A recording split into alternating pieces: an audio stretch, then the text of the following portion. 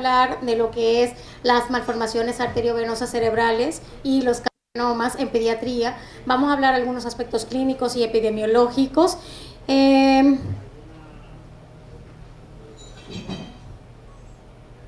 Para esta presentación yo no tengo ningún conflicto de interés. Bueno, el único conflicto de interés sería el agradecimiento al doctor Suazo, ¿no? Pero no tengo ningún conflicto de interés, ¿de acuerdo? Estoy aquí devolviéndome. Y vamos a tener algunas cosas. Vamos a hablar de algunos casos clínicos, de la parte histopatológica, vamos a hablar de la parte epidemiológica, diagnóstico y algo de conclusión para dejar al doctor Suazo en la parte del tratamiento, ¿ok? Y bien, vamos a empezar con el primer caso clínico, que lo vamos a estar titulando como el caso de la malformación arteriovenosa cerebral. Es en la actualidad un adolescente de 16 años, pero llegó con nosotros ahí a CEDIMAC a los 11 años y el cuadro clínico que presentó fue una cefalea aguda, progresiva, incapacitante, crisis epilépticas que son focales, que van a bilateral tónico-clónica con alteración de la conciencia. Por este cuadro clínico lo primero que se le hace es una tomografía, en este caso una tomografía simple, en donde lo que se vio básicamente una hiperdensidad a nivel temporoparietal en el lado derecho. Se confirma con una resonancia magnética y en la resonancia magnética confirmamos la lesión neurovascular de localización aquí como la ven, periventricular, insular posterior y aparte de eso en la parte temporal en el lado derecho, ¿no? Y también en este momento se la parte de la angiografía en donde confirmamos lo que es la malformación arteriovenosa. Indiscutiblemente cuando llegó, pues en el 2017, lo primero que se le hizo fue la parte del tratamiento por la embolización y está en el protocolo de Gamma Knife y por la crisis convulsiva se le inició una monoterapia con levetiracetam y después en el 2020, porque ya no tenía ningún tipo de crisis clínica, se le suspende la monoterapia. Actualmente es una niña estable y lo único que tiene es un déficit motor hemicorporal en el lado izquierdo, básicamente más residual. Las imágenes y los videos van a pasar un poco más rápido, pero fueron los únicos videos que pude encontrar e insertar. Aquí su angiografía, básicamente vemos la parte del nido y la malformación arteriovenosa, ¿no? En general se le han hecho algunos controles. El último control se hizo allá en CEDIMAC en el 2021 y lo único que reporta es la parte de la encefalomalacia por los rezos hemáticos crónicos que ya pues ha tenido, pero ha tenido una muy buena evolución. El siguiente caso, vamos a ver, lo he llamado caso del cavernoma y en esta ocasión es un femenino de 2 años de edad que extrainstitucional llega por crisis focales con un componente motor tipo tónico, se inició oxcarbazepina.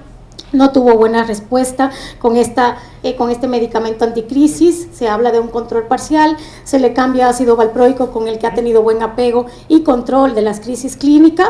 Además en la historia clínica pues se habla de lo que es la parte de regresión del lenguaje, un retraso importante para los 2 años de la habilidad de la comunicación social y otros comportamientos atípicos que se describen en la historia clínica como marcha de puntas, que no hace el contacto ojo con ojo, que no señala los datos sugestivos por la parte clínica de un trastorno del neurodesarrollo, ¿no? Que también llamó la atención, algunas manchas acrómicas, pero fíjense que le pongo que no son manchas lanceoladas para que no nos equivoquemos los neurólogos pediatras y aparte de eso que no siguen ninguna línea de Blaschko, ¿verdad? Así que facomatosis o síndrome neurocutáneos fuera de este caso, ¿de acuerdo? Otra de las cosas es que no tiene ningún antecedente heredofamiliar, se le hace una imagen extrainstitucional y fíjense que tenemos muchas imágenes que son hiperintensas, tanto infra como supratentorial, y que si se fijan tienen como esta área blanquita, tiene como un halo que es más negrito, una zona hipointensa. Y fíjense aquí, ese fue el corte más bonito porque no era una imagen de tanta resolución, pero fue una que a mí sí me pareció el signo patognomónico de la palomita de maíz, ¿no? Entonces, la verdad es que discutiendo el caso con la parte de los radiólogos, el radiólogo terminó concluyendo cavernomatosis cerebral múltiple, ¿no? Aunque estamos hablando de este paciente que posiblemente tenga una cavernomatosis cerebral múltiple y ustedes están viendo que la clínica tiene los datos de un trastorno del espectro autista, no nos vamos a confundir y vamos a poner eso como pinzada. No es el primer caso que en un cavernoma puede haber problemas conductuales, trastornos por déficit de atención, TEA, pero habría que ver porque en los últimos 15 años ustedes saben el boom de todos los trastornos del neurodesarrollo, entonces vamos a ver qué más nos ofrecen otros artículos para terminar viendo algún tipo de asociación, ¿de acuerdo? Y pues la verdad es que otra de las cosas que me mandaron a hablar es que quizás que nosotros vemos en pediatría, bueno, todas estas son malformaciones vasculares cerebrales y estas en pediatría son también igual que en adulto, poco frecuente, ¿verdad? Pero indiscutiblemente nosotros tenemos que identificarla de una manera pues rápida porque las secuelas pueden tener una gran significancia en la vida de ese paciente y más si es en la parte pediátrica, ¿ok? Y ustedes tienen muchas clasificaciones de las malformaciones vasculares cerebrales. Dentro de las clasificaciones que a mí más me llamó la atención fue la parte de la anatomohistología y lo clasifica pues básicamente en malformaciones venosas, los cavernomas, las malformaciones arteriovenosas y la telangiectasia capilar. Pero una de las cosas que sí nos tiene que quedar claro, que aunque son entidades pues muy amplias, con una presentación que puede ser muy heterogénea, la prevalencia y la incidencia actual en los pacientes pediátricos no está bien definida, ¿de acuerdo? Ahora, eso puede cambiar dependiendo de las publicaciones, de las áreas geográficas, como muchas de las cosas que son raras, ¿verdad? Por eso le puse 2 artículos. Mire, el CHET del mismo año dice que el cavernoma y la malformación arteriovenosa, que es lo que vamos a hablar, miren aquí una prevalencia de 0.4, de 0.3 a 0.4 y las malformaciones arteriovenosas, miren 0.1 en su serie, pero de este mismo año, fíjense que Sabayán cambia la parte de la prevalencia, así que vamos a tomar y quizás esto, vamos a hacer algún artículo, aunque sea de frecuencia, que quizás nos puede ayudar, tanto en el paciente pediátrico como en el adulto, ¿de acuerdo? Dentro de las otras cosas que también tenemos que conocer es que cuando vamos a tener una revisión de las malformaciones vasculares cerebrales tenemos que tener algún tipo de metodología de clasificación porque es muy difícil para nosotros los clínicos y me imagino que para los neurocirujanos que están aquí clasificarlo por la parte anatomohistológica, ¿verdad?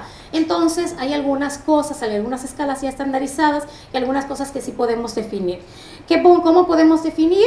Fácil, la parte del flujo, si es una malformación vascular de alto flujo o de bajo flujo, que es la parte hemodinámica. También podemos tener de acuerdo al componente vascular que esté afectado, por ende vamos a tener malformaciones de las que comprometen las arterias, comprometen las venas y comprometen los capilares, y ahí le puse algunas localizaciones más comunes que tenemos en estas localizaciones, ¿de acuerdo?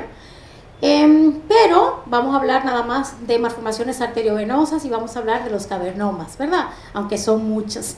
Entonces quiero que vamos a ver este esquema. Aquí hay 2 cosas. En esta diapositiva es un esquema de una malformación arteriovenosa y fíjense que quiero que nos aprendamos esto.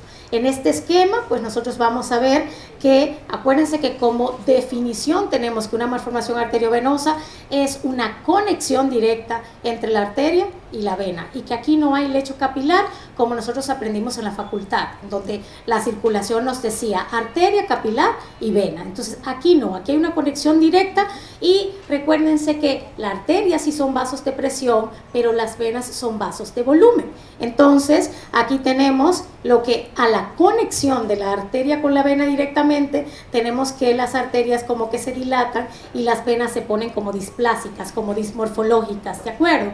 Porque no pueden manejar esta gran presión, formando lo que nosotros llamamos el nido, que básicamente el doctor Suazo nos va a decir que quizás esta es la verdadera malformación arteriovenosa. Bien, pero ¿qué más nos puede decir este esquema? Nos puede decir que aparte del nido, tenemos algunos vasos que van a ser como vasos nutricios que van a nutrir lo que es el nido, y estos mismos vasos también pueden nutrir alguna parte del parénquima cerebral. Igual en este esquema también tenemos algunos vasos arteriales que pueden ir adyacente y que no tienen necesariamente que ser parte de lo que es la malformación arteriovenosa. ¿Qué podemos hablar aquí? Yo sé que la parte de la histología pues siempre es importante. Acuérdense que es una clasificación importante. Entonces, ¿qué nos provoca esto? Pero viéndolo en los cortes histológicos, nos provoca que alrededor de lo que es el vaso haya un incremento de lo que es el tejido conectivo y haya un engrosamiento. Esto que es azul, que señala esta flecha, es como un engrosamiento de tejido conectivo, pero no obstante también vemos que hay algunos depósitos de hemosiderina que nos hace que estas partes pues celulares sean como dismorfológicas, ¿no? Y que podemos ver, por ejemplo, en este, que aparte del tejido conectivo, ese tejido conectivo principalmente tiene fibras colágenas tipo 1 y también puede en algunos cortes tener microhemorragias, ¿de acuerdo? En estos cortes, estos tres, pues básicamente son tricrómicos y no vemos la microhemorragia. Y esto es HE, que es como la tinción más común. Y en este lado, bueno, en este estaba muy difícil y quería anexar otra flecha al esquema que encontré, pero aquí también, si ustedes ven, hay como muchas células que quieren como infiltrarse y es por eso que en las malformaciones vasculares, como la MAP, nosotros vamos, o el doctor, el patólogo nos va a decir que hay un infiltrado de linfocitos, de neutrófilos y de algunas otras, como por ejemplo estos que son estos macrófagos que son bastante grandes, ¿no? También podemos encontrar. Y pues viendo todo esto, entonces quise poner esta imagen que me pareció fabulosa, porque yo iba a hablar de vasos sanguíneos en histología, y iba a hablar de vasos sanguíneos que están anormales, pero ¿qué es lo normal? Obviamente esto no es un capilar, pero fue el vaso más bonito que me encontré. Esto es una arteria. La arteria, por característica histológica, nosotros vamos a ver que tiene una luz bastante regular. En esta tiene 3 capas, como todos los vasos. Y tiene una capa interna que se llama íntima, tiene una capa media que se llama capa media y tiene una capa externa que se llama adventicia, ¿de acuerdo? Y entonces, en los cortes histológicos, la capa íntima, que es esta que está aquí, se pierde las células endoteliales. Por eso al hablar del vaso tenemos que hablar de la célula endotelial, que es una célula epitelial, ¿de acuerdo? Pero además de la íntima, nosotros tenemos, además de los vasos, de las células endoteliales, nosotros en la íntima tenemos esa membrana que se llama membrana elástica interna, que en los vasos intracraneales normales desaparece y en todas las MAP también desaparece. Entonces, aunque no es un vaso capilar, por lo menos aquí sí la vemos bonita, entonces esa era la que tenía que ser para que ustedes nos ubiquemos, como digo yo. Y en las arterias, acuérdense que manejan lo que nosotros llamamos presión y por eso su capa media como vaso es la capa más desarrollada.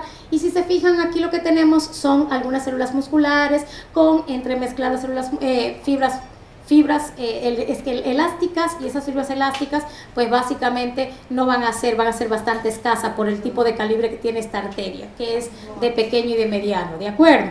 Y por ejemplo en una malformación arteriovenosa la capa media también desaparece. Bien, y entonces aquí vamos a ver que después si hay una capa elástica interna, esta es la capa elástica externa, que en todos los vasos de todas las partes siempre está, y esta es la capa adventicia, en donde ustedes van a ver los vasos del vaso o el vasa vasorum, que obviamente en las venas la capa adventicia es como la más desarrollada. Acuérdense que entonces esta morfología, esta histología, pues cambia en las malformaciones arteriovenosas y se lo quise ejemplificar porque a veces uno nada más ve esto en la facultad y después hay muchas cosas en la práctica clínica se le olvida, ¿no?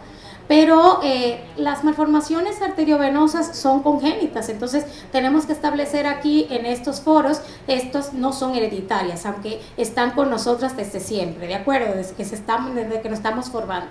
En la mayoría de las veces son de causa esporádica, son de causas que son por variantes genéticas o simplemente porque se iban a formar, por lo cual estas no necesitan asesoría genética. Sin embargo, si vemos en la práctica clínica, existen de muy raros casos de algunos trastornos genéticos bien descritos, como el síndrome de Osler-Weber, que puede tener una malformación arteriovenosa o puede tener múltiples malformaciones arteriovenosas a nivel del cerebro y también va a tener otras malformaciones vasculares en otros órganos, ¿de acuerdo? Otra de las cosas es que cuando digo casos esporádicos es porque se explican a través de mutaciones, pero ya esta no es la palabra que se usa, sino variante. pero la variante o la mutación somática de algunas vías son importantes para las formaciones de estas MAP. Y entonces aquí hay una vía muy importante que es la KRAS, que básicamente lo que hace es que aumenta o activa lo que es la señalización de la vía MAC, y la vía MAC es la que sí pues aumenta lo que es la angiogénesis y la migración de las células endoteliales para formar un vaso sanguíneo, en este caso para formar una malformación arteriovenosa. Les decía que a pesar de que tenemos estos casos, ahora tenemos que aprender que son genéticos, pero epidemiológicamente no tenemos algunos datos muy específicos en el paciente pediátrico. Solamente sabemos que la presentación de una MAP regularmente es por encima de 3 a 4 años. No hay nada específico en la parte del género, pues nos comportamos en pediatría como los adultos, no hay parte de que ni es más en femeninos ni es más en masculino como otras malformaciones vasculares cerebrales. Y la presentación clínica, aunque puede ser muy variable o heterogénea, básicamente está por lo que es la hemorragia, que se ve en un 50% más en las crisis epilépticas, que ocupan el tercio de estas malformaciones, ¿no? Y el riesgo de secuelas o la tasa de complicación, por ejemplo, como muerte, en pediatría, si tenemos el riesgo de secuela por una hemorragia en una malformación arteriovenosa, regularmente puede ser hasta un 40%, y en la tasa de muerte en el paciente pediátrico que sí tiene una hemorragia, pues va de 9 hasta 11% según algunos artículos, ¿de acuerdo? El diagnóstico es otra cosa que nosotros tenemos que recordar, que el diagnóstico nos ayuda, la parte de la presentación clínica, pero el diagnóstico lo hacemos a través de los estudios de neuroimágenes. Siempre estos pacientes van a tener más de un estudio de neuroimagen y eso es muy bueno. La tomografía, yo pienso que ante la sospecha diagnóstica creo que es eficaz, y la mayoría de nuestros centros tienen tomógrafos, y aunque hay que hacerla simple y contrastada, la verdad es que con una simple tú puedes acercarte a la sospecha diagnóstica para seguir pidiendo cosas, ¿de acuerdo? Obviamente si tienen la sospecha tenemos que hacer la parte del gold estándar, y el gold estándar es hacer la angiografía cerebral. Sin embargo, siempre en estos pacientes que tienen una malformación arteriovenosa, ustedes también van a ver que hacemos resonancia magnética, porque la angiografía solamente nos permite localizar el vaso afectado, pero la resonancia magnética nos ayuda mucho con la parte del tamaño de la hemorragia o el tamaño de la malformación. Y también para hacer diagnósticos diferenciales también, porque siempre hay que hacer diagnósticos diferenciales. Y pues que también nos permite, ya vimos que hay muchas clasificaciones, vimos la parte de la histología, vimos que ahora tenemos que hacer el diagnóstico a través de los estudios de imágenes, y entonces existen desde hace mucho tiempo como escalas de pronóstico, principalmente para el riesgo para los cirujanos, a través de las imágenes o a través de lo que encontremos en la radiología, ¿verdad? Entonces, la imagen aquí es fundamental porque desde 1986 existe una escala estandarizada que a los neurocirujanos le va a hablar del riesgo de una neurocirugía pues abierta, o decidir el tratamiento que el doctor nos va a hablar pues luego, ¿de acuerdo? Y entonces aquí está esta escala. Aquí está esta escala, que es la de Speiler-Martin. Esta escala pues ha sido revisada, pero todavía los artículos lo siguen poniendo, así que ha sido una escala que se ha mantenido desde hace muchos años.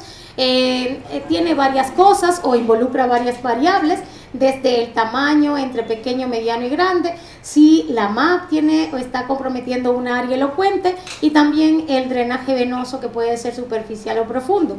Y entonces aquí está puntaje o estos grados no lo va a hacer en la imagen, pero el doctor Suazo es el que más le va a importar como cirujano endovascular. Si el doctor Suazo a los clínicos nos dice que la malformación arteriovenosa es de grado 1, ahí no nos vamos a preocupar tanto, porque nos está diciendo según esta escala que la malformación es pequeña, que no está en una zona elocuente, y que aparte de eso tiene un drenaje superficial, y que el riesgo de la cirugía pues es bajo, ¿verdad? Pero si nos dice que está en grado 4 y grado 5, pues ¿qué vamos a pensar? que es un riesgo alto en la parte de la cirugía porque la malformación es grande, está con un drenaje venoso que es profundo y aparte de eso compromete áreas elocuentes. Este esquema se ha intentado simplificar porque la práctica clínica tiene muchas variables y la simplificación creo que no es tan efectiva, por eso se ha mantenido, pero algunos artículos traen las clasificaciones por grados en A, B y C, por si encuentran esos artículos, y A lo único que significa es el grado 1 y grado 2, B significa el grado 3 y el grado C sería el 4 y el 5, de acuerdo a esta escala. Después que nosotros hacemos toda la parte de investigar la parte del diagnóstico, acuérdense que el diagnóstico nos llega porque el paciente tiene una presentación clínica. Entonces, en la presentación clínica, de las cosas que yo sí tengo que dejar en estos foros es la hemorragia y las crisis epilépticas, pero acuérdense que tiene una expresión clínica que puede ser muy variable, ¿de acuerdo? Y entonces vamos a ir viendo solamente la parte de la hemorragia y las crisis epilépticas. La hemorragia pues es lo más frecuente, regularmente es intraparenquimatosa y nosotros tenemos un riesgo de hemorragia por cada malformación arteriovenosa entre 2 y 4 y un riesgo de que ya cuando esa malformación ha sangrado, un riesgo de resangrado que es mayor de 6 a 15 años en el primer año.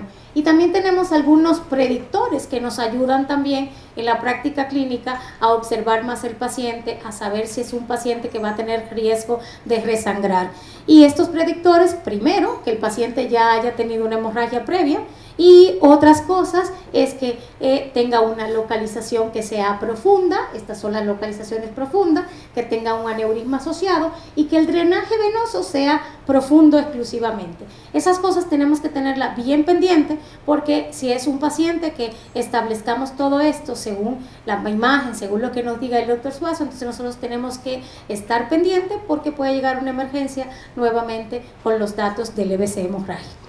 Y otra de las cosas que tenemos que tener en cuenta es las crisis epilépticas, que como dijimos al principio ocupa 1/3 de las MAP, y aquí nosotros vamos a ver que el paciente con MAP que se hizo un diagnóstico incidental tiene un riesgo superior a la población que no tenemos MAP, de un 8%, ¿de acuerdo? Para tener crisis epiléptica en 5 años.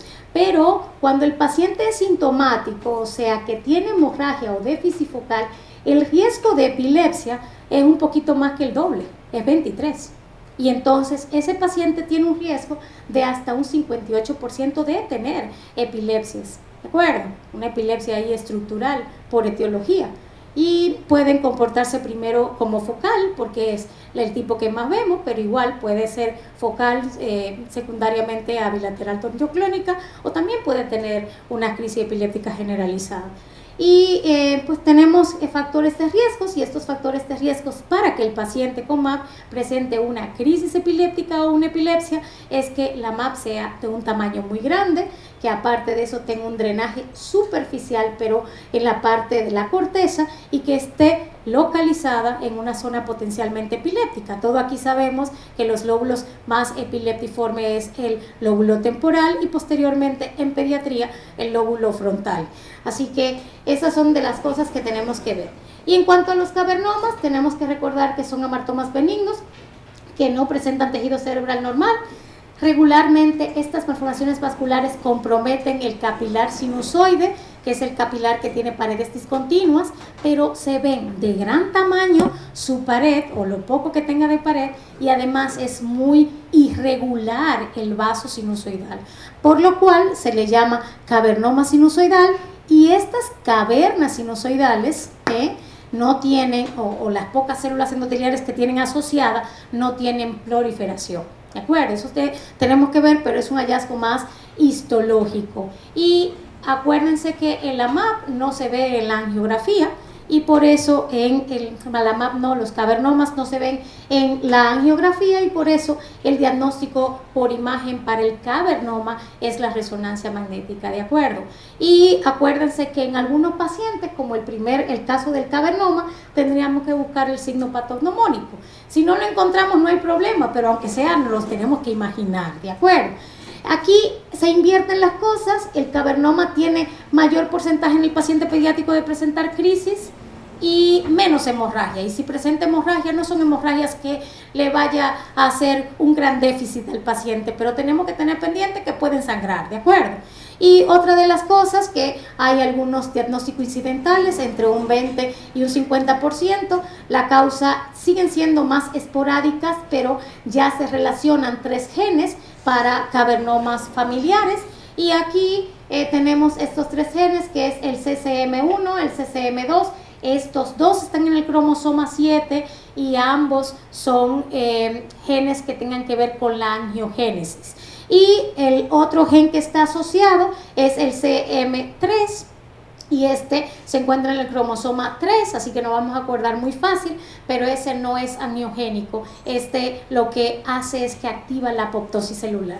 Entonces, esas cositas como que sería importante que nosotros las recordemos. Se está hablando en la actualidad que existen algunas otras variantes genéticas para el cavernoma, pero se ha dejado más o menos un 5 o un 15% de posibles cavernomas provocados por variantes genéticas no especificadas todavía, ¿de acuerdo? Y este es en esta vuelta que tienen los genetistas por hacer exomas, microarreglos y todas estas cosas, ¿de acuerdo? Y pues la verdad es que ya eran 20 minutos y ya yo quería seguir hablando, pero las malformaciones vasculares como conclusión son poco frecuentes, recuérdense que son muchas, recuérdense que es una causa importante de EBC, y si tenemos la posibilidad a través de la imagen, tenemos que buscar localización y tamaño, ¿de acuerdo? Y eso nos ayuda un poco con la parte de hasta pronóstico.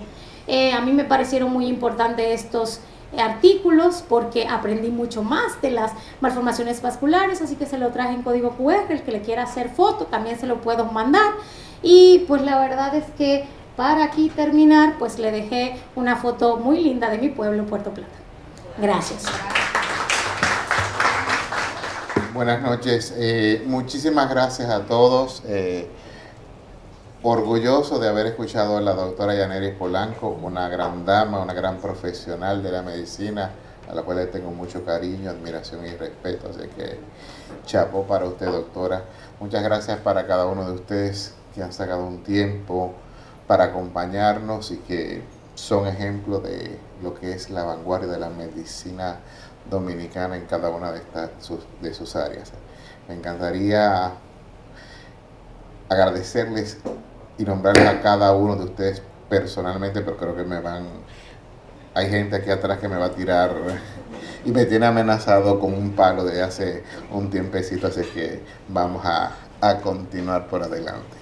Bueno, la idea de esto es hablar un poquitico sobre el tratamiento de radiocirugía en las malformaciones arteriovenosas, y nos quisimos hacer esta noche especial hincapié en los pacientes pediátricos. Y cuando yo le estaba haciendo, se me prendió un bombillito de esas inspiraciones esporádicas que uno tiene cada 200 años. Y uno se pregunta precisamente, ¿por qué los niños son para nosotros tan especiales? Podemos hacer un recuento histórico y bíblico y recordar que inicialmente en las Sagradas Escrituras Jesús decía: dejen que los niños vengan a mí, porque el reino de los cielos está lleno de ellos, está hecho de ellos. Y nosotros en la vida diaria amamos a nuestros niños, nos gusta disfrutar de ellos, nos gusta verlos crecer, nos gusta verlos interactuar, pero también nos tomamos muy en serio su salud, su bienestar y su porvenir. Y estoy seguro que cada uno de los que está aquí presente es una persona extremadamente comprometida con la salud de la niñez dominicana. Entonces, cuando hablamos de algo, a mí me gusta definir los protagonistas siempre para que hablemos claro. Y vamos a interpretar y vamos a llamar pacientes pediátricos o niños, obviamente todos los que son menores de 18 años. Y como la doctora Yaneris Polanco magistralmente expuso antes que nosotros, vamos a centrarnos primeramente hoy o en el día de hoy sobre las malformaciones arteriovenosas. ¿Y qué es para nosotros una malformación arteriovenosa? Es todo lo que vamos a llamar que tenga una arteria nutricia, un nido y una vena de drenaje. Esas son las que nos vamos a concentrar en la noche de hoy. Vamos a dejar esta noche para una próxima charla las malformaciones o fístulas de ampolla de Galeno, que son otro tipo de patología, tienen otra teología y tienen otra fisiopatología totalmente distinta. Entonces vamos a concentrarnos hoy fundamentalmente en las malformaciones arteriovenosas cerebrales propiamente dicho. Y volvemos a preguntarnos, ¿por qué los niños son tan especiales para nosotros? Lo primero, obviamente, es que tienen una alta expectativa de vida. Mi hija no tiene la misma expectativa de vida que tengo yo, que ya estoy iniciando la curva descendiente. Obviamente, como había hablado muy bien la doctora Yaneris Polanco, los niños tienen una tasa de sangrado, pero de resangrado, mucho más alta que los adultos. Los niños en algunas series la tasa de resangrado puede llegar hasta un 10% en un primer año, en cambio los adultos son de un 2 a un 4%. Obviamente los riesgos de secuela, la morbimortalidad, como habló la doctora Polanco, es mucho mayor en los pacientes pediátricos. Sin embargo, gracias a esa hermosa plasticidad neuronal que tienen los niños, tienen una mayor capacidad de recuperación. Y obviamente, como también nos antecedió la doctora Polanco, la hemorragia, que es el síntoma más catastrófico de las malformaciones arteriovenosas, es lo que más se manifiesta en las mismas. ¿Qué otra cosa las hace para ella a los niños tan especiales? Que las malformaciones para nosotros volumétricamente siempre son más pequeñas en los niños que en los adultos. Habitualmente tenemos una tasa de incidencia y de presentación de malformaciones arteriovenosas volumétricamente mucho más técnicamente sencillas en niños que en adultos, probablemente porque esas malformaciones que se presentan en el adulto le dan síntomas menos severos, tienen más venas de drenaje y obviamente el riesgo de sangrado disminuye con los mismos. Una cosa que vamos a hablar y que se trató en algún momento es que es totalmente un mito que se puedan inducir lesiones provocadas por las radiaciones. Y eso es importante por el hecho de que durante muchos años se tuvo el temor de a estas enfermedades consideradas entre paréntesis y entre comillas benignas, someterlas a tratamientos radiantes. Esto es algo que también tenemos que tener en cuenta y es el hecho del riesgo acumulado. Si bien inicialmente un paciente puede tener de 2 a 4 a 10% tasa de resangrado en un año, ese riesgo es acumulativo. Y como los niños hemos hablado, tienen una tasa de sobrevida y de expectativa de vida mucho mayor que los adultos, obviamente la tasa de sangrado acumulativa va a ser mucho mayor. Entonces se hace una fórmula que se dice que la tasa de sangrado es 105 menos la edad del paciente. Por lo tanto, un paciente de 10 años, el 95% de ellos va a sangrar. Un paciente de 20 años, el 80% va a sangrar. Entonces, las malformaciones arteriovenosas no son enfermedades tan benignas como en algunos momentos se pensaba de las mismas. Siempre cuando hablamos de una enfermedad, tenemos que balancear muy bien lo que llamamos la historia natural de la enfermedad. Y por lo tanto, siempre decimos como cirujanos que o como médico, cualquier tratamiento que vayamos a efectuar debe ser mejor que la historia natural de la enfermedad. Si yo operando a un paciente, una enfermedad, una determinada patología, tengo un riesgo de 80% y la enfermedad tiene un riesgo de 4 o 5%, obviamente no estoy calificado para ello. Por eso tenemos que buscar siempre alternativas de tratamiento que sean superiores a la lesión que estamos tratando. Obviamente las malformaciones, como ya había dicho la doctora, pueden descubrirse de manera incidental, las asintomáticas, pueden provocar hemorragia, en algunos pacientes dar dolores de cabeza, algunas veces se manifiestan por convulsiones sin hemorragia, o también podemos observar esto, lo que se llama déficit neurológico, porque las malformaciones son, como dijo muy bien la doctora Polanco, áreas de bajo flujo.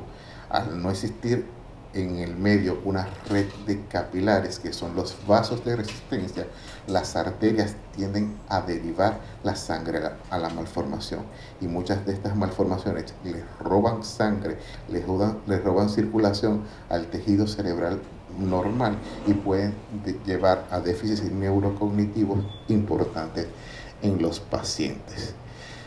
Esto es abundar un poquitico más en lo que hemos hablado, recordar que hay algunas cosas en la microarquitectura, en las características de la malformación, que las pueden hacer más propensas al sangrado, como son los aneurismas de flujo o dentro del nido, las estrecheces o ectasias venosas, porque si le está entrando sangre y tenemos flujo reducido, obviamente esa malformación va a tener una mayor tendencia a romperse.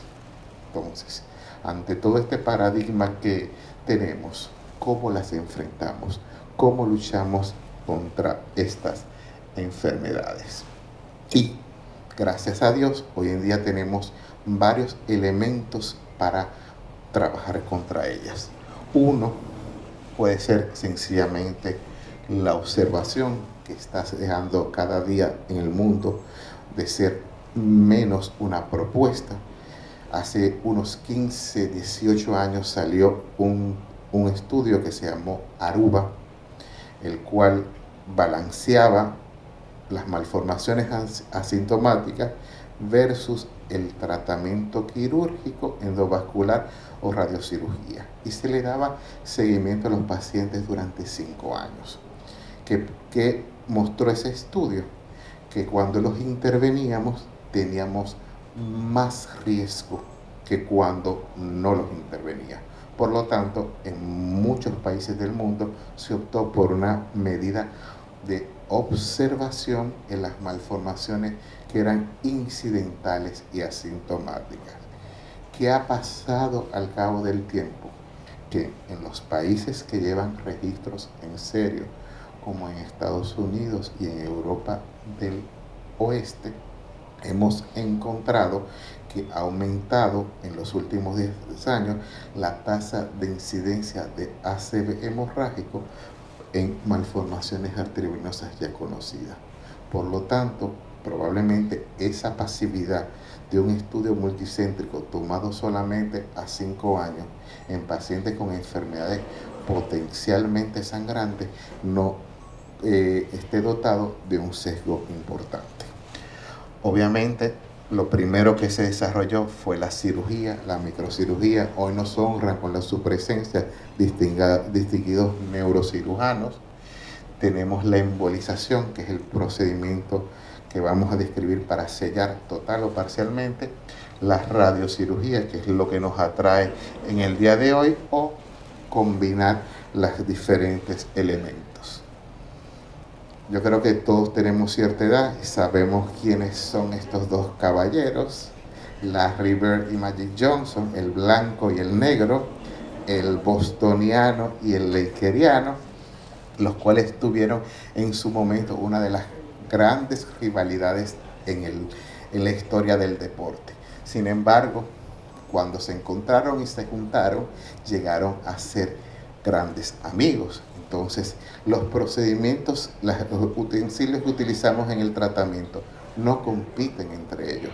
Se deben de complementar y ayudar para ayudar y resolverle el problema al paciente. El neurocirujano convencional no debe pelear con el endovascular o con el radiocirujano, sino complementarse para poder ayudarse. Par de cositas que vamos a hablar. Obviamente, la neurocirugía es un tratamiento definitivo en el cual se puede llegar a obtener una tasa de curación entre un 67 y un 88% de la resección quirúrgica de las malformaciones en pacientes pediátricos, recordar que hasta un 30% pueden llegar a tener un remanente del nido, y ese remanente del nido continúa vivo y el cual puede ser causa posterior de sangrado, por lo cual eso debe ser tratado de la vía correspondiente, ya sea por reintervención quirúrgica, por radiación o embolización. Estos son más o menos los números de los neurocirujanos pediátricos.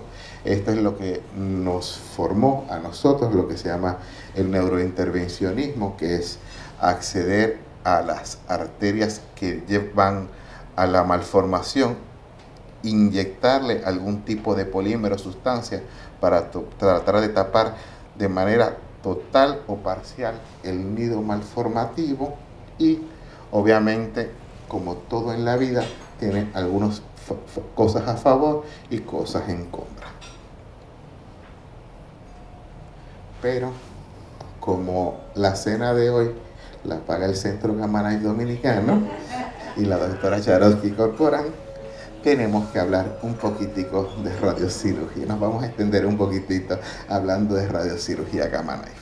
Obviamente, el objetivo de la radiocirugía es concentrar altas dosis de radiación en un pequeño volumen, que es, en este caso, la malformación arteriovenosa. Por eso, el icono del Centro Gamma Knife son múltiples haces confluyendo en un punto específico donde se acumula la radiación y va a ser la desaparición de la malformación. La cabeza es como si fuera una esfera. Lo que nosotros hacemos durante todo el tiempo es que le colocamos un casco al paciente, el cual se fija por 4 tornillos y se ubica la cabeza, esa esfera, dentro de un cubo. De esa manera se pueden obtener los diferentes ejes cartesianos, el X, el Y y la Z, para definir ya en un espacio conocido la ubicación de la malformación y tratar de ser lo más específico posible para el tratamiento de dicha malformación. El índice de error Herwin, 2 o 3 micras, que tenemos el índice de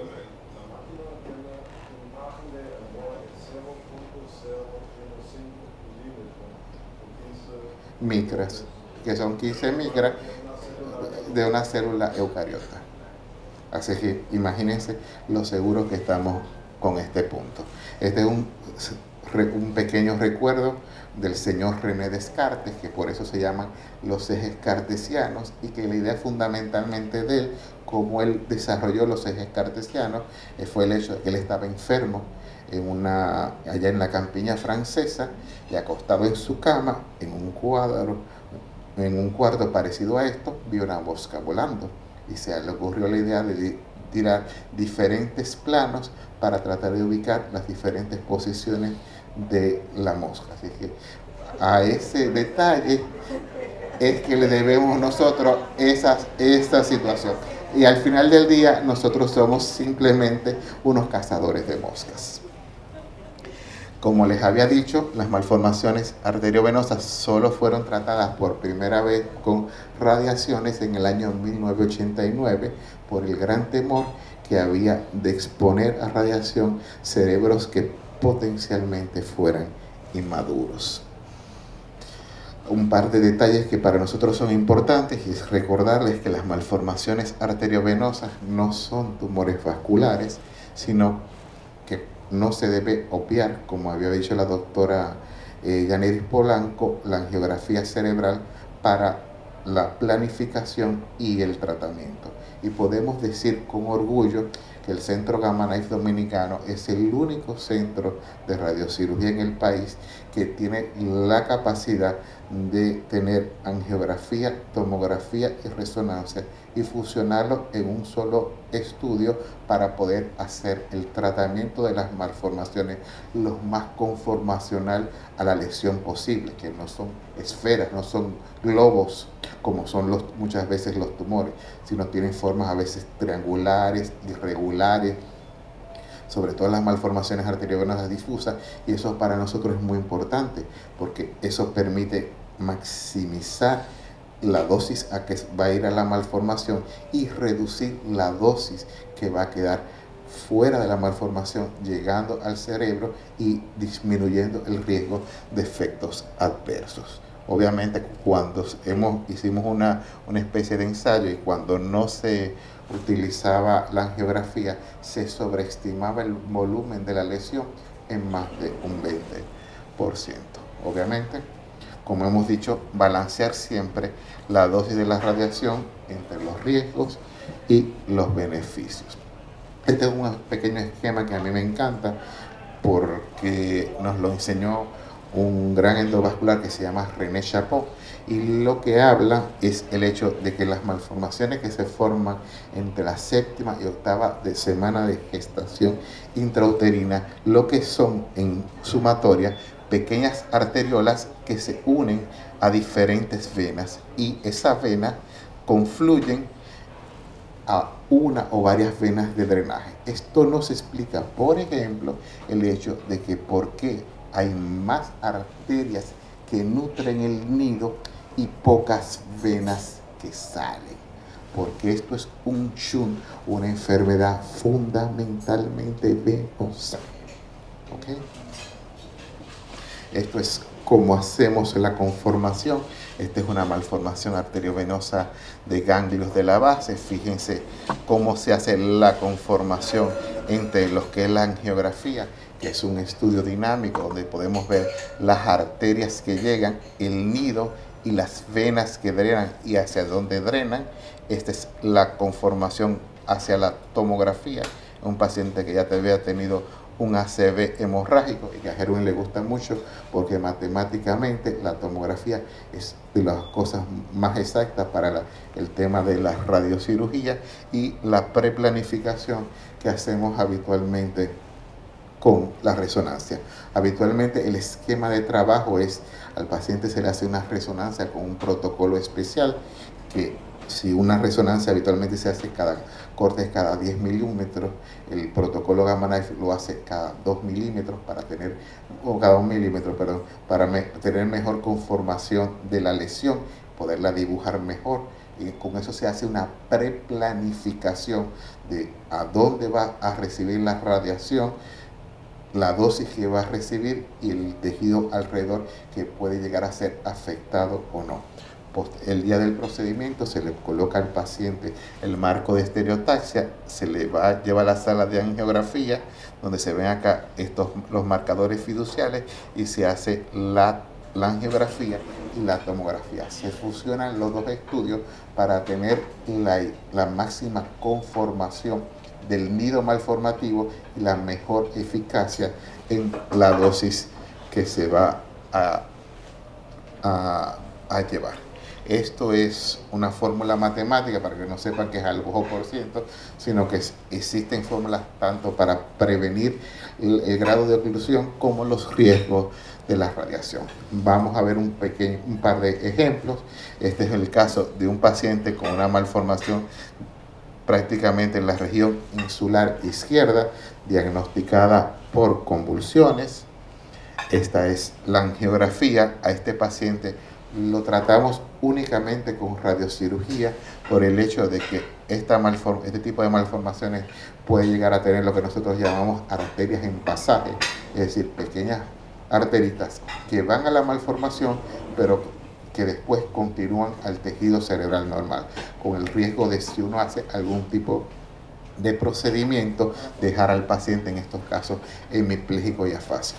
Y en estos casos uno opta por provocarle al paciente una obstrucción, un sello de manera gradual y progresiva, y permitir que el tejido cerebral alrededor pueda perfectamente adaptarse.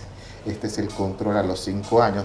Fíjense lo limpio que quedó ese cerebro y fíjense lo que quedó de la pequeña cicatriz de donde estuvo esa malformación arteriovenosa. Esta es la angiografía que siempre lo hacemos a los 5 años para confirmar la oclusión satisfactoria de la malformación. Y siempre hacemos hincapié en hacer arterias capilares y venas, porque como hemos dicho, es una lesión venosa, una enfermedad prácticamente de origen venoso. Y siempre tratamos, como la angiografía uno ve las imágenes en un plano, siempre tratamos de hacer diferentes incidencias para demostrar verdaderamente y estudiar al paciente en diferentes ángulos que no hay ningún remanente de la malformación. Este es otro ejemplo de una malformación importante dependiente de la cerebral media izquierda, con un drenaje venoso hacia el seno recto. Fíjense cómo la arteria sale acá, pero no hay ninguna arterita directa que llegue, sino que son todas arterias en pasaje. Este paciente fue a radiocirugía Gamma Knife y ese fue el resultado final, donde se observa la desaparición angiográfica completa de la malformación. Este es un niñito de 7 años, el cual debutó con un ACV hemorrágico hacia mesencéfalo. Fíjense la cicatriz y fíjense la malformación arteriovenosa. Como podemos ver, la malformación arteriovenosa tenía pedículos muy pequeños para poder ser accesible por vía de cateterismo, salvo que se hiciera de manera retrógrada por vía endovenosa. La zona quirúrgica era bastante complicada y decidimos manejarlo con radiocirugía. Este fue el resultado a 3 años, en lo cual se observa la desaparición de la malformación y que nos alertó a nosotros de otra situación. Las malformaciones arteriovenosa en niños tienen la capacidad de sellarse, de cerrarse más rápido que en adultos. Desde el momento en que uno hace el tratamiento hasta la desaparición, nosotros tenemos lo que llamamos un periodo de latencia. Habitualmente en los adultos llega hasta 5 o 6 años. Los niños hemos visto que en promedio desaparecen entre 2 y 3 años, lo cual es algo muy importante. A nosotros siempre, como hemos dicho, nos gusta el tratamiento en equipo, en tratamiento en conjunto, y eso fue lo que tuvimos que hacer con esta jovencita de 14 años con una malformación arteriovenosa que había sangrado en el lóbulo occipital izquierdo. Como la microarquitectura de esta lesión nos daba un nido importante, pero ya había sangrado y tenía ectasia, aneurismas venosos muy importantes, la microarquitectura de la lesión nos hablaba de que el riesgo de sangrado era extremadamente alto. Fíjense, esta dilatación son los denominados aneurismas venosos y aumenta el riesgo importante de sangrado. Esta paciente la embolizamos, le hicimos una embolización subtotal, dejando un pequeño remanente a la radiocirugía estereotáxica. En eso sí somos muy específicos, tratar de reducir el flujo, el volumen lo más que se pueda durante un procedimiento. Esta era el área que fue irradiada y este es el control a los 5 años, donde podemos observar afortunadamente la desaparición, curación del paciente sin la necesidad de una angiografía. Esto siempre es un continuo aprendizaje y a nosotros nos encanta que este camino de aprendizaje lo hagamos siempre juntos. A mí me encanta hablar de mis complicaciones porque eso le transmite a los que vienen un aprendizaje para tratar de no repetir los errores que yo he repetido. Este es el caso de una paciente que había tenido un ACV hemorrágico por una malformación occipital, la cual fue tratada mediante una combinación de cirugía y radiocirugía. Nos comenzó a hacer este pequeño cambio, que lo interpretamos en un principio con una reacción adversa a las radiaciones. A los 5 años se le hizo su angiografía y el paciente angiográficamente estaba curado. Estábamos felices, pero el paciente volvió por dolores de cabeza. Y comenzamos a notar esto, que no era un área propiamente dicha, sino un hematoma encapsulado probal expansivo.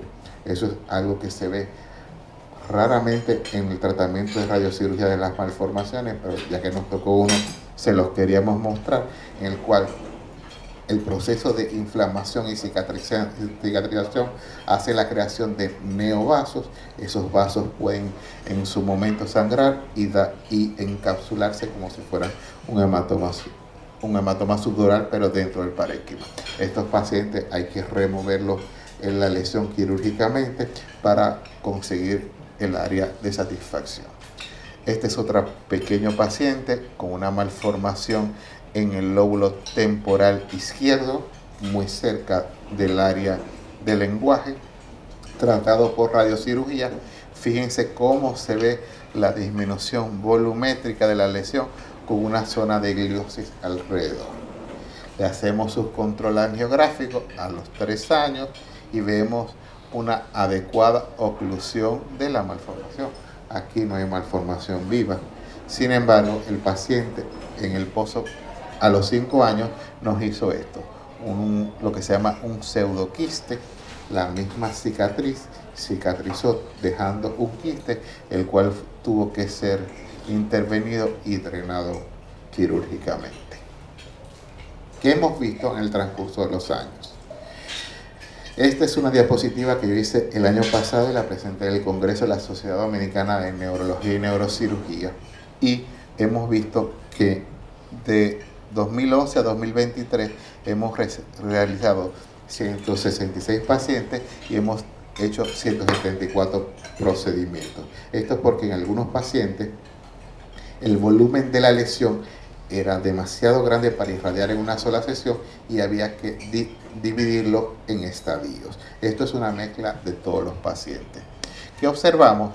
Que un 20%, uno de cada 5 pacientes, se nos desaparecía del seguimiento. No llegaba a completar su seguimiento a 5 años, pero teníamos una reducción volumétrica de la malformación en 5 años de un 93% y una oclusión angiográfica de las malformaciones a los 3 años de un 44% y a los 5 años de un 75%. Habíamos visto los efectos de las radiaciones, porque todo lo que hacemos tiene algún tipo de riesgo, y evidentemente hemos tenido en algún paciente algún sangrado en ese periodo de latencia en el cual la malformación arteriovenosa no se ha sellado por completo. Eso es lo que vimos en los adultos.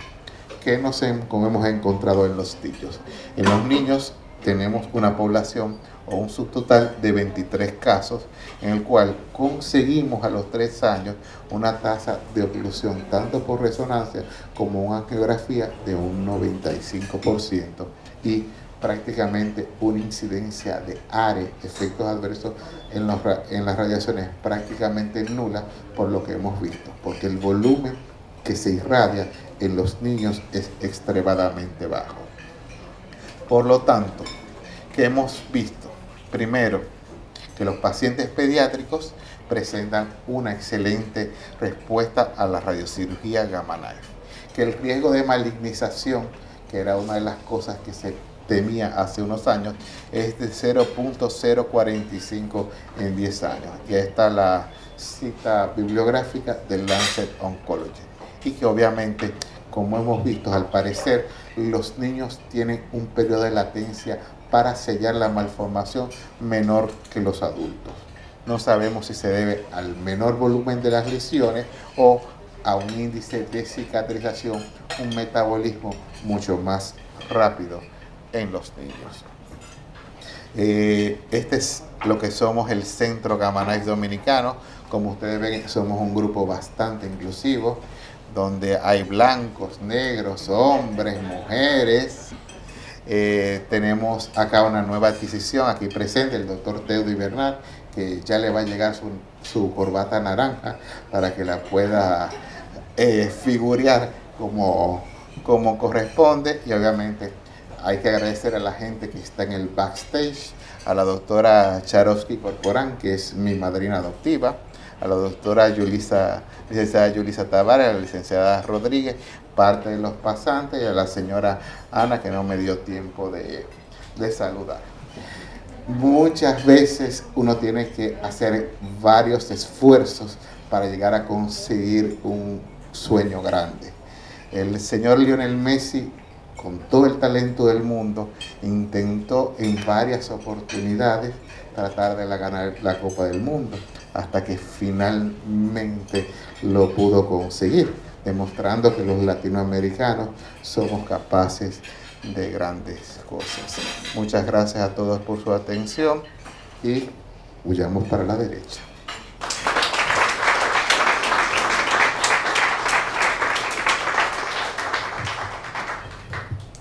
Gracias, doctor Suazo. Buen provecho. Espero que esté rica la cena, que la estén disfrutando. Si alguno de ustedes tiene alguna pregunta para los doctores, este es el momento. Si no, seguimos tranquilitos disfrutando de la cena y nosotros vamos a proyectar un videíto del centro, un testimonio. Dígame, doctora Tomana, voy para allá.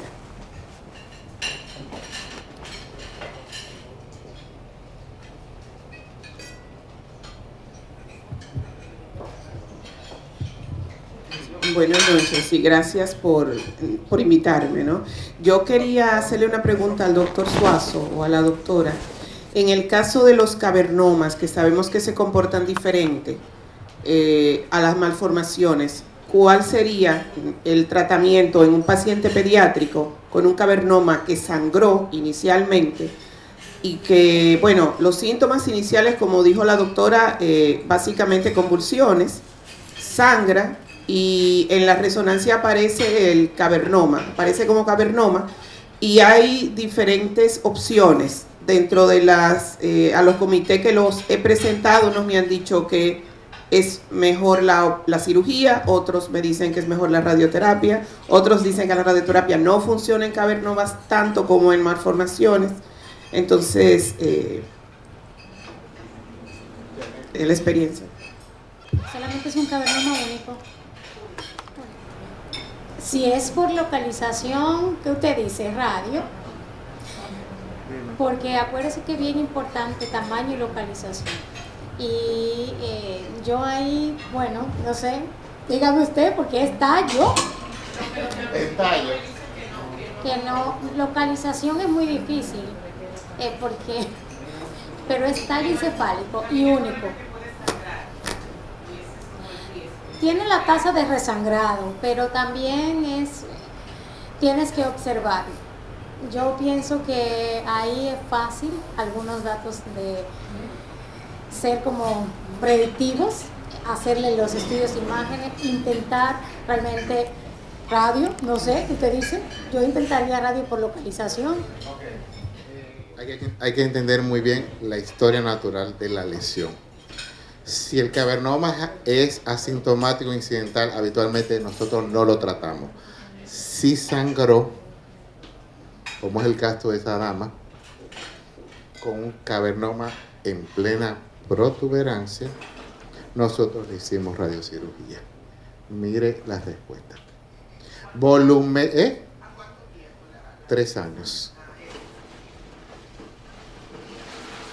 Fíjese volumétricamente cómo disminuye. Originalmente era la circunferencia. Fíjense cómo volumétricamente se puede llegar a disminuir el cavernoma. No lo va a hacer desaparecer, pero el índice de sangrado de estas lesiones post radiocirugía es muy, muy bajo.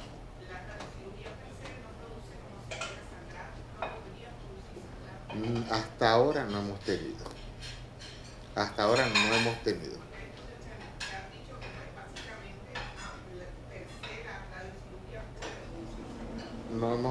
No ha sido nuestra experiencia. En general, la respuesta de los cavernomas a la radiocirugía en nuestro caso ha sido bastante satisfactoria. Ya el experto habló, yo no soy tan experta, pero la verdad es que tienes más riesgo si no le haces nada. Entonces inténtalo, porque mira qué disminución, y entonces eso es importante. per se, pero ¿en qué otras situaciones, doctor, se pudiera utilizar la radiocirugía? Por ejemplo, en el caso de pacientes con anemia falciforme, que ellos son propensos a hacer trombosis de seno cavernoso, algún trombosis, ¿no está indicado realizar si no mejora el uso de anticoagulación? No, lamentablemente no, porque para la radiación tiene que tener un plan objetivo, un target. Es una enfermedad sistémica. No queremos ese target, ese punto para poder levantar, lamentablemente. Ahí no la podemos ayudar. Gracias. Haciendo un comentario a lo que decía la doctora hace un momentito, el pionero haciendo las radiocirugía en cavernoma fue el doctor Isaac Wolf. Suazo no me dejará mentir. En principio, el doctor Wolf fue satanizado por hacer radiocirugía en cavernomas.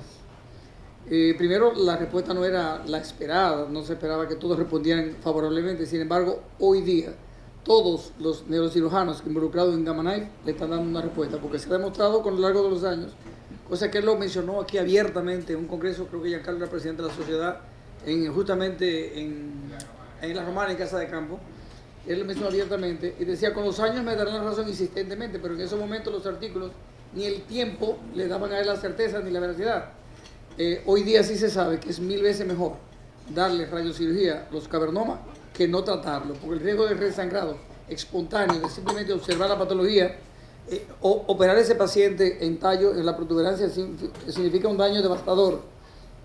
Ustedes los clínicos, aquí son pediátricos, ¿no? La medicina interna EPOC, enfermedad broncopulmonar obstructiva crónica, pero en neurocirugía, el EPOC que es excelente para otro colega. Cuando tenemos eso y vemos eso, es un caso muy bueno para otro colega, en este caso el doctor Suazo. Si lo decide abrir, sabe que va para un tiro. Si Gamma Knife, la diferencia es evidente. O sea que sí es cierto que puede haber radionecrosis y algún efecto deleterio por la radiocirugía, pero con el target y la precisión que se tiene hoy día, sobre todo con ese equipo que tiene Gamma Knife hoy día, aunque yo no me dedico a la radiocirugía, el margen de error es muy bajo y los beneficios son definitivamente evidentes. A un cavernoma yo definitivamente lo mando a radiocirugía.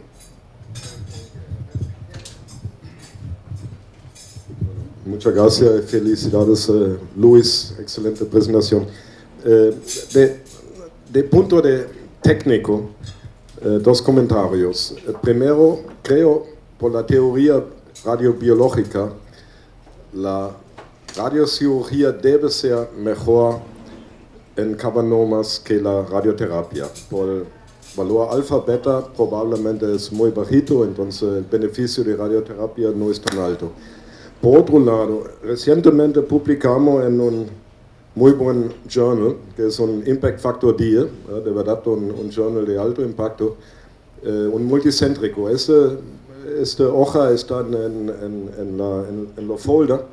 Tal vez ustedes han visto sobre cavernoma multicéntrico, donde los top centros de radiocirugía mundial participaron, UCSF y NYU, Cleveland Clinic, Mayo Clinic, donde somos único miembro en toda Latinoamérica, sobre cavernomas que han sangrado. Y la recomendación o la conclusión de este paper, interesante que se debe bajar la dosis de un valor a un valor de 13 Gray.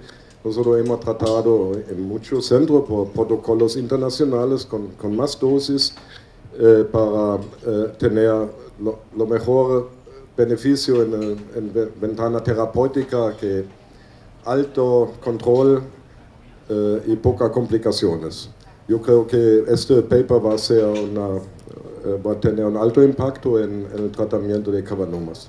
Esta pregunta también es a los neurocirujanos. ¿Qué debo esperar en un paciente pediátrico después de una radiocirugía?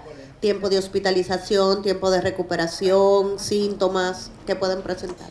Muchísimas gracias. Primero, recordar que la radiocirugía es un procedimiento ambulatorio.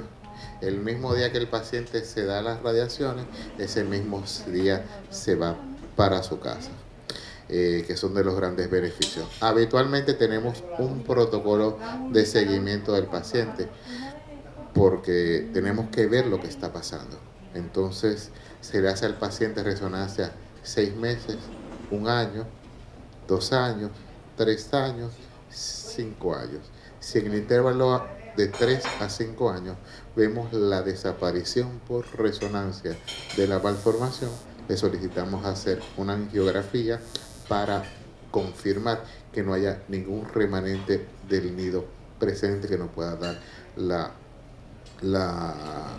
mostrar la resonancia.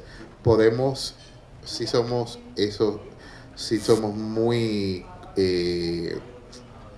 celosos en ese punto, y es el hecho de darle anticonvulsivos inmediatamente después del procedimiento, porque no sé por qué, no me lo pregunten por qué, pero cuando les dábamos a malformaciones que no habían convulsionado, le dábamos gamma knife, no convulsionaban.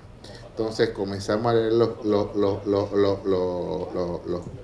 libros, los artículos, y todo el mundo recomendaba ponerle esteroides, anticonvulsivos y protección gástrica. Y con eso prácticamente desaparecieron. Se van a la casa el mismo día, independientemente de la edad. Lo que habitualmente se hace desde el punto de vista técnico es que a los muy niñitos se le hace una sedación con un anestesiólogo para la colocación del marco. Y lo que hemos aprendido es que dejamos que el niño se despierte con el marco al lado de la mamá, para que no se asuste. Y después de un tiempecito que el niño está más o menos acostumbrado, calmado con la mamá, es que lo entramos a la máquina para hacerse las radiaciones, ya el más habituado, más despierto, más acostumbrado al marco, y después se le saca. Pero el paciente se va el mismo día de la radiocirugía. Si es la doctora Yendi Vilorio pregunta que cuánto tiempo recomendamos anticonvulsivantes. Si el paciente tiene antecedentes de convulsión, obviamente se lo mantenemos. Si no tiene, por 1 semana, y después se lo vamos solapando de a poquito. Nunca lo retiramos de golpe. Sí, doctor, quería preguntarle si hay una edad mínima para el procedimiento. A lo que ya hemos llegado, como dijo la doctora Yaneris Polanco, el más pequeño que hemos tenido es 3 años. 3 años. O no se han descubierto antes, o no nos ha llegado antes, pero en el universo que tenemos, el más pequeñito que hemos tenido ha sido de 3 años.